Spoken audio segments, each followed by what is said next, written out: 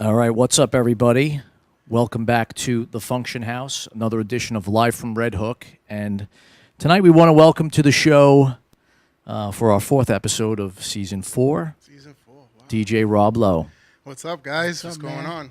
It's been a while. Been a while, man. Pleasure to be here. Thank you for having me, guys. Rob, welcome to the show, man. Finally made it, right? Yeah, man. I've been hitting him up for a while now. Yeah, no, but He's been ducking me. He's been before, no, swerving. see, I was just gonna say that before it sounds wrong. I wasn't ducking him. I had a couple of setbacks, and it was just like never the right time. You know, I was like, no, damn, Anthony, I want to do it, but You're a veteran. You're a veteran in this game. I needed you here. Nah, I appreciate it. Thank you, man. And Thanks, I'm man. happy you're here. It's long overdue.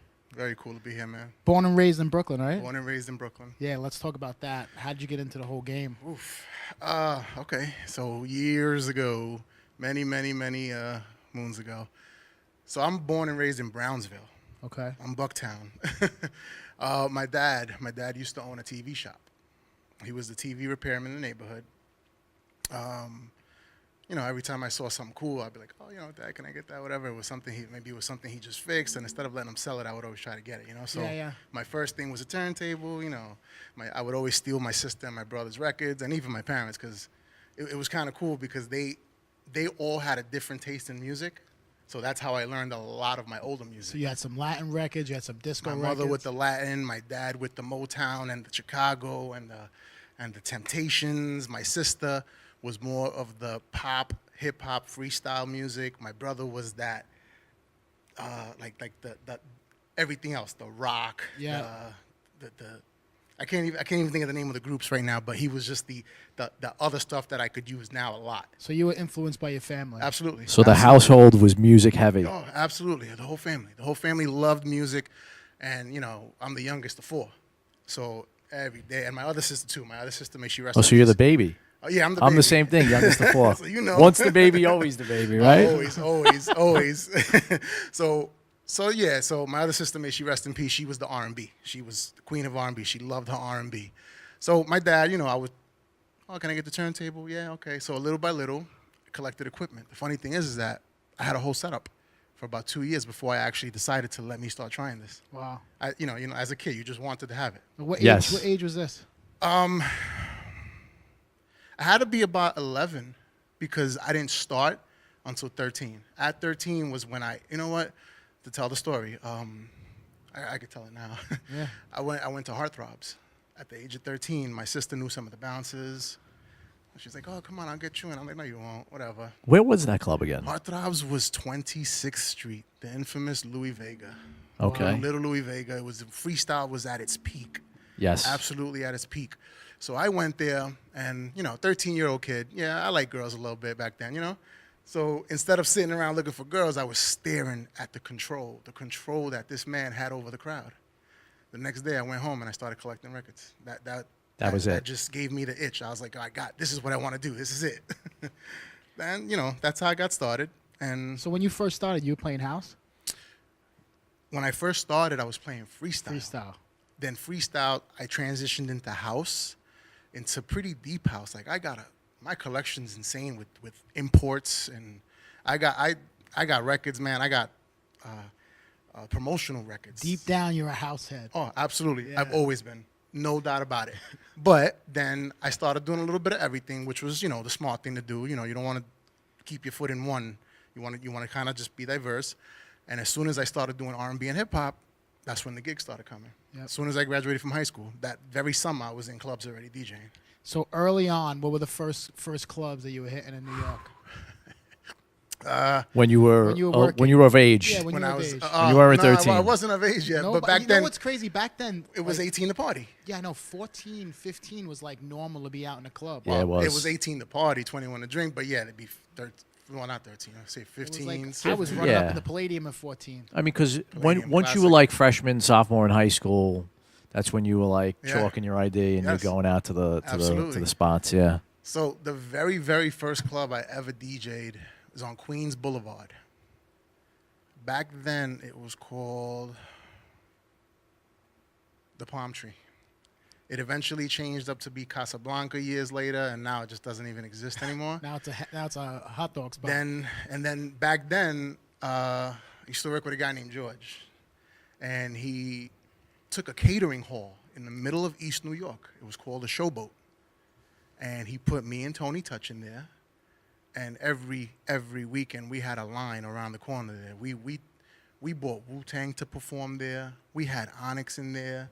It was a catering hall. Yeah, it was that literally was a catering hall. And we just threw sound systems in there and did it like back in the days, you know? It was But was it a team party? That's 'Cause how they did it, though. Yeah, that's what we used to do. Well, on paper it wasn't a teen party. But of course it was Yeah. nothing but teens in there. Did they serve alcohol in there? They did.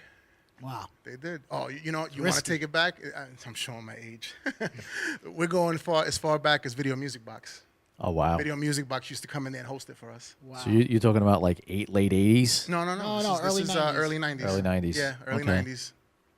So that's how far back, man. Carrying records and And you had crates of those records. old school sound systems back then. Oh, Those man. shits were We used to- loud. And heavy. Yeah, no, yeah. This is why I'm half deaf today, right?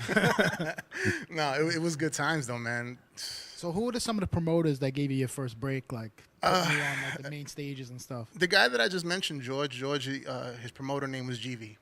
GV.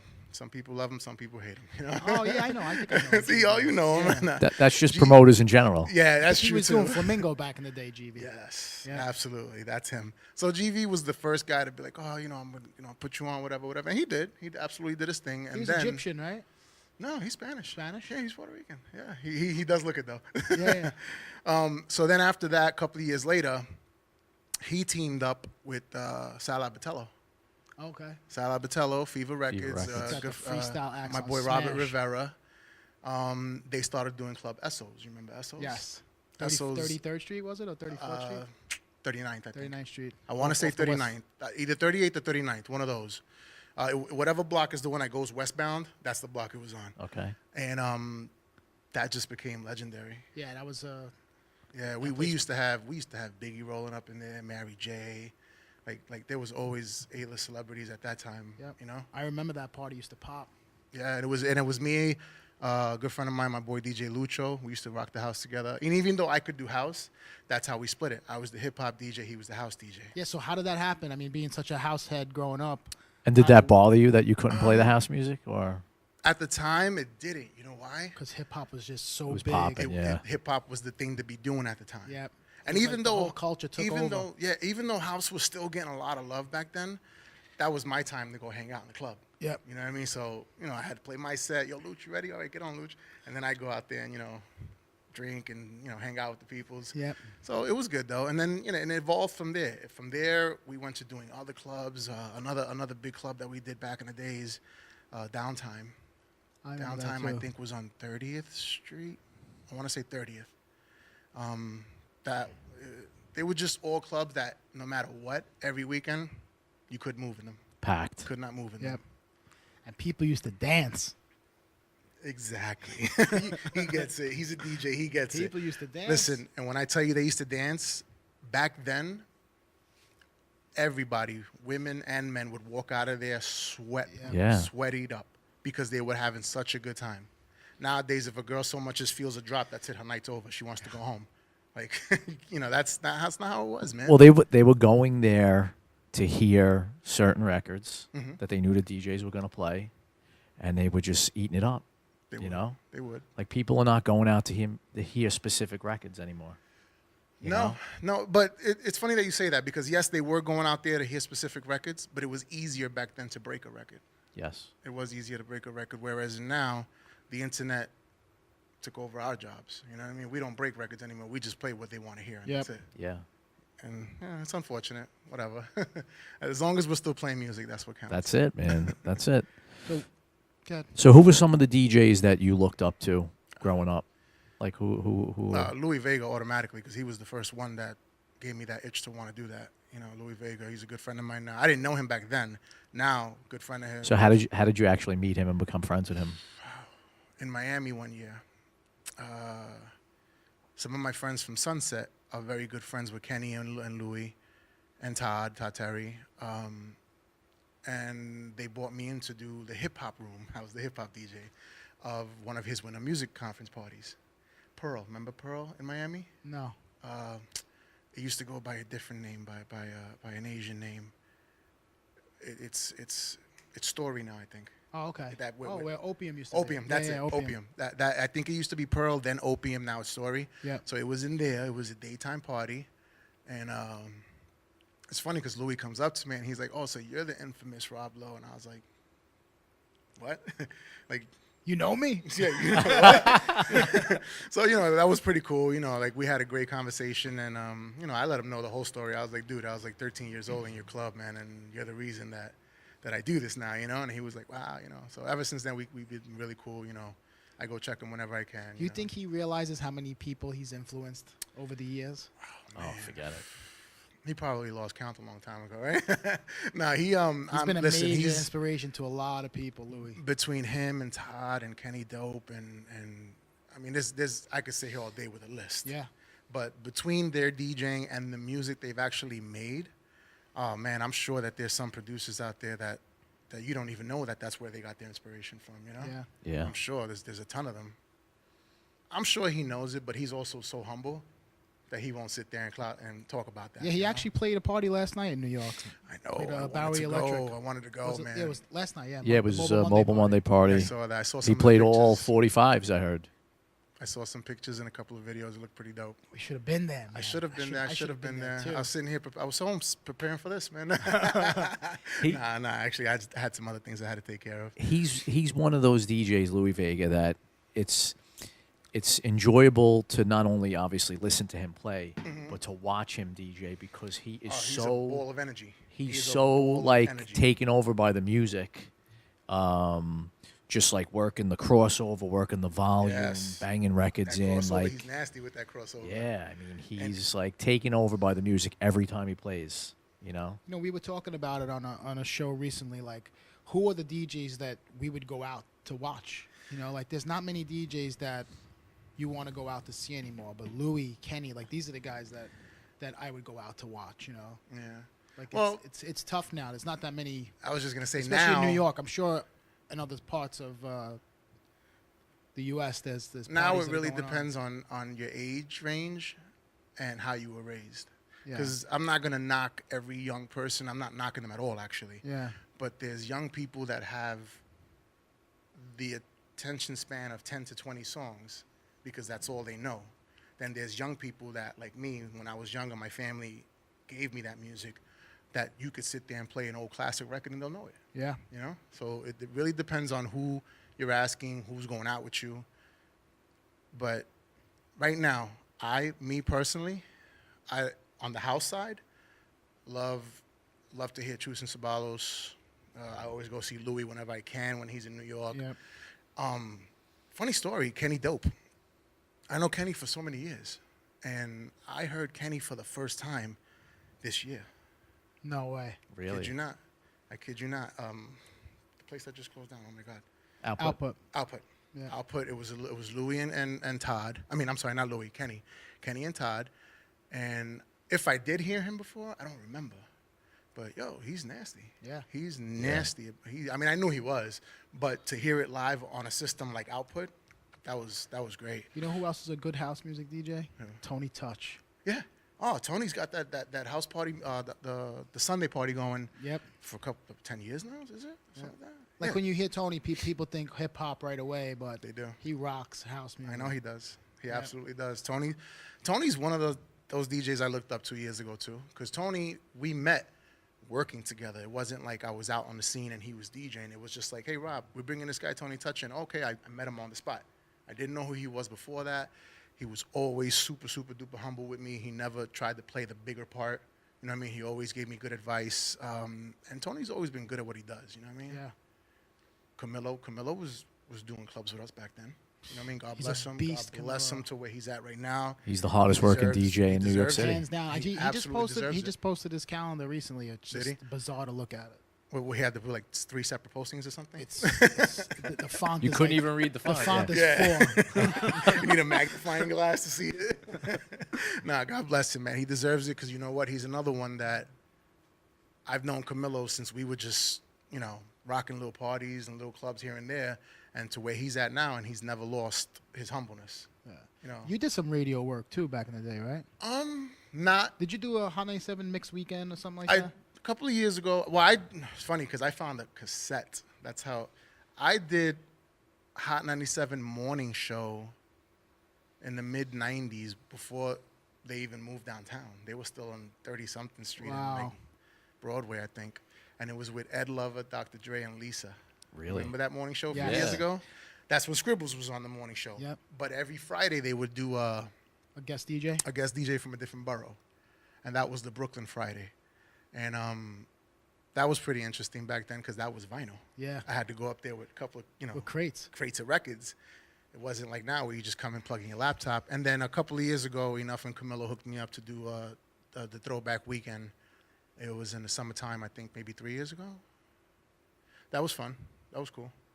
Nice, good response to that. So probably the first time going up on Hot 97 and playing on that morning show, that must have been like butterflies in the stomach. That man. was nuts. That was nuts because I remember I didn't sleep the night before. We were home. We were having a couple of drinks, me and a couple of friends. And, the anxiety was just so Yeah, crazy. that happens I to me just- too. When something like big is coming up, I can't sleep at night. You know what it is. Like, yeah, we were up all night. And I think, if I'm not mistaken, I remember having like a 30 minutes to an hour nap. And then was like, shit, I got to get up and go. You know what I mean? And I actually got there like 5 minutes late. And 5 minutes late, excuse me. And I remember Ed Lover. Ed Lover's a ball buster. You know him. And he was like, this is radio, man. It don't wait for nobody. You better hurry your ass up and get in that booth. Like, real. and I'm like half asleep, still a little hungover from, but it worked out, Like, I don't know if I'll ever digitize that tape and put it out. I gotta listen to it a few times. I gotta listen to that a few times. You know which one I am gonna put out real soon? There was a cassette that I made and a CD back then. I used to do both still. Live at Downtime in 1998, and I found it. And I posted up a teaser recently, and I was like, oh, who thinks I should put this out? And the response was pretty good. Like, a lot of people had that tape, and I didn't sell those tapes back then. I used to just give them out as promotion. Yeah. So a lot of people had them. I think I'm gonna put that up on a Throwback Thursday in a couple of weeks. You were rocking at a really good time. You were very fortunate to be around the people you were around and playing in New York. Lucky. I was lucky for that. Yeah. Yeah, definitely was. It was good times. Like you said, they danced. Yeah. That's everything. So what's the one thing you miss about, I guess, that scene back then opposed to what's going on now? What I miss about that back then, number one, is the dancing. People really danced. I'm telling you, they used to walk out of there drenched in sweat. Girls and everything. Yeah, you were able to play like a 45-minute reggae set back then. Yes, you were. Yes, I was known for a lot of my reggae back then. Yep. What I miss about it besides that, those were the days when there were only 2 or 3 choices, you know what I mean? If it wasn't one of the parties we were doing, or John Gungi Rivera party, or I can't even think of a lot of the promoters from back then, the Adam Torres and the Jesse Says parties, it was, you were limited on your choices, so it made the parties extra good. Yeah, so all parties were good. Yes, all Yeah. parties were good. Whereas nowadays, there's places in Queens and Manhattan that have 3 or 4 clubs on the same block. Yeah.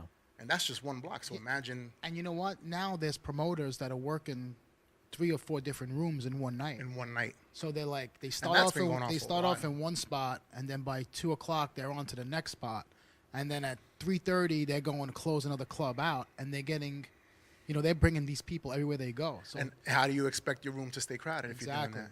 And then that plays a part on the DJs too. Then you got opening DJs that are sitting there killing the 3 people in there. Killing it for 3 people in there. yeah, You're burning it out. I don't know about you guys, but I'm the type of DJ, man, I hate to repeat. oh yeah, Nowadays there's records you have to. it's tough not to now. Yeah, It's tough not to. You're right. I mean, then you got the younger DJs. I don't even want to say younger. I'm just gonna say the early DJs. Before you even say anything to them, they're like, "Oh, what's up, man? Yo, I didn't play nothing new." yeah. Let me look through their history. Thanks. I don't know any DJ that just plays nothing but anything new in the whole night. Yeah. So you could have played something new, switch it up, go back and forth. So my whole thing is, I like to look through their history. Yeah. I do. Some of them get a little iffy about it, whatever. But I also let them know, because they'll be like, "Oh, listen, no, trust me, you got this, you got this." And my answer to them is always like, "No, I know. If I don't know what to do after you, I shouldn't be doing what I'm doing then." Honestly, like, these guys, they definitely blow their load in the early part. Yeah. They do. You know, it's tough. I mean, I remember opening for people, you know, like, and you just want to shine so bad. You just want to get that spot. You know what I Yeah, you mean? do. Like, and I feel like when you see kids that are opening them up like now, like they're just trying to get a break, you know? They are. So like I never mess with the opener. If the opener's playing, No, and if I've the never- opener's playing new stuff, I'm like, all right, cool. He just I've needed to never- do that. You know, some people just need to do that. You know, I've never gotten mad at them. Never Yeah, gotten just mad, but reset. it makes You me got- work a little harder. Yeah. You know? And sometimes that's a challenge. That's a Yeah. good thing. It's not a bad thing. But they'll never be anything like the older music, man. no, there's not. It's tough to connect And with I- this new music. And I at hate to this sound like age, the you know? old guy saying that. I like a lot of the new music, Yeah. but not everything. I'm not a big fan of just everything and anything. There's some songs there that just shouldn't be where they are. You know what's crazy now? Some songs I hear and I'm like, oh man, that song is garbage. And then I hear it like a couple weeks later and I'm like, And it grew on what you. is that? It grew on you. And I'm like, oh wow, that shit's hot. Sometimes it And does. I'm not gonna lie. It takes a little time. It takes extra time for me now to like a record. Or I it, won't lie. or it takes to just like experience it when somebody else is playing it in like the moment On of a like louder when system. there's like a crowd and then you're like, holy shit, that's a really good record. You know? like back when I was really rocking, I'd be able to hear a record right out the gate and I'd be like, oh, that shit, I'm playing that shit this weekend. That record's gonna be hot. But now it just takes a little longer for me It does. to pick up on It those does. records. Yeah, because you're not growing up with it. Yeah. You know. Yeah, it's And different. that's the thing, and that's what happens when you get old. Not saying that we're old, but I'm saying. Thanks, Mike. No, I mean, look, I'm the same age as you. You know, it's just you are what you are when you grow up in it. You know what I'm saying? And the young people drive what's hip and what's hot. Yes, they You do. know, that's why if you know, we have this conversation all the time. If you really look at musical artists, you know what I'm saying? Like, it's very rare that an older artist is gonna come out with a song that's gonna be popping for the young people. You know what I'm saying? Like Billy Joel hasn't put out a new record in how many years? And like the older generations, Yeah. they don't want to hear him put out a new record. No, they don't. They just They want to love hear the his classics. original Old stuff. records, yeah. You They know? love the classics. And that's like that with most artists. Like there's very rare, like I could say like U2 is a band that has put out a lot of hits over the course of like 3 decades, right? But that's very rare. It is rare. You know what I'm saying? It's very rare. I mean, all I ask of the younger generation is to give the older music a chance. I love to play sets where I'm going back and forth from older stuff to newer stuff. Yeah. Give it a chance. You know why? Because, I mean, you've seen this on memes. You've heard this everywhere. Good music has no expiration. It really doesn't. And just the way we weren't crazy about our parents' music back then, we're probably throwing it in there a little bit. now you like it. Yeah. Yeah, now you know, like like it, yeah. you heard the mix I showed you earlier, the mashup I did. Yeah. If I would have heard that song when I was a kid growing up, I would have probably been covering my ears and screaming like a madman, like shut that off, you know? Yep. But we make it work somehow. It's so crazy how as you get older, your palette for music sort of opens up and it goes like really deep and you does. start getting into things that, you does. know, like I remember hearing, I mean, like certain types of house music, like soulful house music when I was first starting to DJ at 14, 15 years old. And I was like, what is this stuff? It's Yeah. like elevator music. And now it's just like, you know, it's a totally different ball game, It you is. know, because you get educated. You But know? house was always my thing, man. And I love everything. I love all types of music. I mix everything up. But like when I'm in my car, I'm listening to house music. Yeah. That's what I like to. It kind of like relaxes me. It's feel good music, you know. Yep. That's how I look at it. But Feel good. so there's a lot of different genres of house. So what do you like to listen to? Growing up DJing, I was big on that Todd Terry. You know that Todd Terry wave. Yep. I was really huge on that. On a lot of imports, the House of God type of, you know, like Yep. that type of house music. It's changed a lot. You know, the Plastic Dreams, of course, things like that. Now, I like techno and tech house. Tech house has got to be my top favorite. But then I'm not going to say I wouldn't play anything else, but there's so much music. There's just too much music to keep Yeah. up on every type of house music. I don't even think it's possible. I mean, it probably is, but even some house DJs just will touch only one thing and not the other. You know, it's just too much music. They come out with music every single day, nonstop. Like, so I promised myself that I was going to stick to the tech. I love the tech You got to have an alias like DJ Batman. I do actually. Is that your alias? No, DJ no, Batman? no. Batman was early days, high school. I was toying around with names, and I was a huge fan of Batman. And look at this, years later, Batman's still blowing up, Yeah, right? Batman's popping. I'm totally glad I didn't stick to that name. No, actually, what I do is so that I could separate the two. You know, everybody puts Rob Lowe as a hip hop DJ. You know? Yeah. So what I do is when I That play house brand, music, I call it. It's still Rob Lowe, but it's my alter ego. So I actually have a drop in everything that you'll hear like alter ego. Like it's still Rob Lowe, but it's my other side. It's my alter ego. And a lot of people thought it was pretty cool when I do that. So whenever I do post up a new house mix, actually I have one coming out. If hopefully by this weekend it should be out. I'll put it as like Rob Lowe's alter ego mix, you know?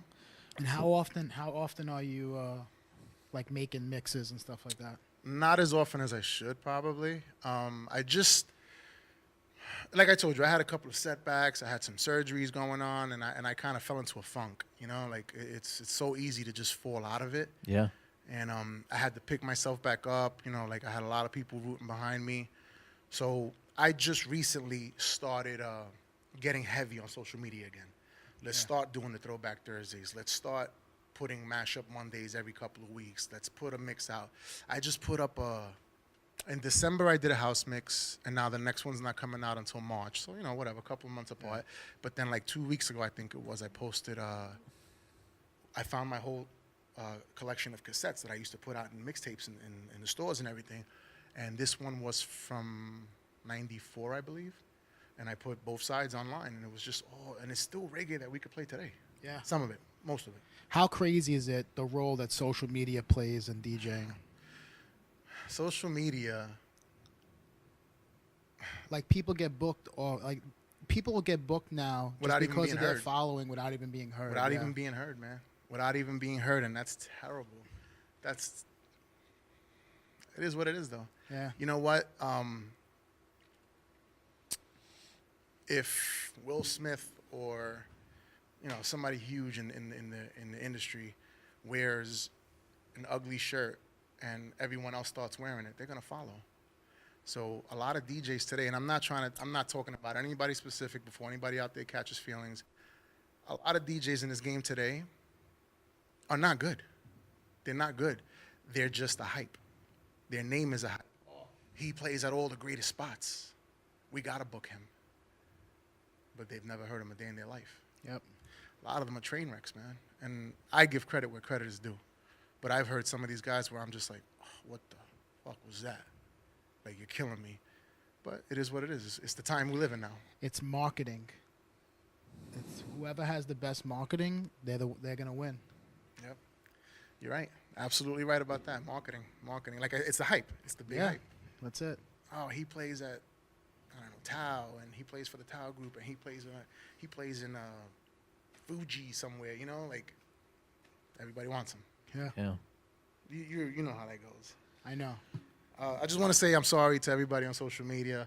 I'm not paying much attention to it, guys. I'm really sorry if there's any questions I'm missing. I put up someone asked a question. They want to know where was the hottest club you ever did, Or your favorite club. If you want to go back in the days, it was definitely Esso. If you want to go not too long ago, but this is when open format was still good. Yep. This is when you could still do open format a few years back. Blue Martini in Orlando. Yes, I heard that place rocks. Oh, what's the main DJ over there? The house DJ. D-Nice? D-Nice, yeah. D-Nice, yeah. My boy David, he's crazy. Yeah. He's still rocking over there? CJ was the promoter there. My boy CJ from Orlando. There's some Everybody other great ran spots through in there. Orlando. That was like a stop for everyone. Like I remember Finesse used to play there.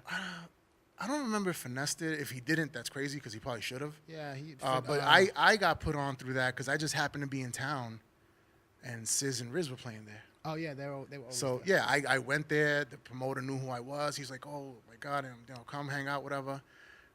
Spider from LA played there. Yeah. I opened up for Jazzy Jeff there. Jazzy Jeff's killing it. he's a beast, bro. I don't know whether to cry or smile when I look at his videos, bro. He's such a beast, yo. Like, my hairs literally stand up when this guy does his. Yeah, and he started that weekend thing that's really dope. That music thing that he was doing. I forgot the name of it. I'm not sure what you're talking about. What was the name of the thing Jazzy Jeff started in the mansion and all the DJs go to? Really? I'm not sure. Damn, I gotta look that one up. I don't know. So let's get back to clubs that I really enjoy doing. I'm not even gonna say always a club, because Orlando has some other great spots too. My boy Jay in Orlando does. He used to do the Vintage spot. They closed down. He does great parties out there. Atlantic City, Providence. I used to love that crowd at Providence. Yep. They were the type of crowd that you could really go from hip hop to rock to 90s to nowadays to. They would appreciate it. June used to open up there. I'm going back even further to before June. Really? Yeah, June. No, June. That's my girl, June. Love June to death. She was there a little after, and I think I played with her once there. I think I might have played with her once there, but I'm talking about before June was even there. They had a great setup when they had the 2 DJ booths. Yes. Up Then they above. moved the DJ To the booth bottom. down to the bottom. Yes. Yeah. Yes. That was a great spot. I mean, I just recently did, thanks to Adam Torres, his concerts. I just did, for the 3rd year in a row, I did Radio City. Oh, That wow. was That must have been awesome. no feeling like it, brother. No feeling like it, man. In the crowd, just I had like I have video, and I'm still waiting for some more video that my guys took.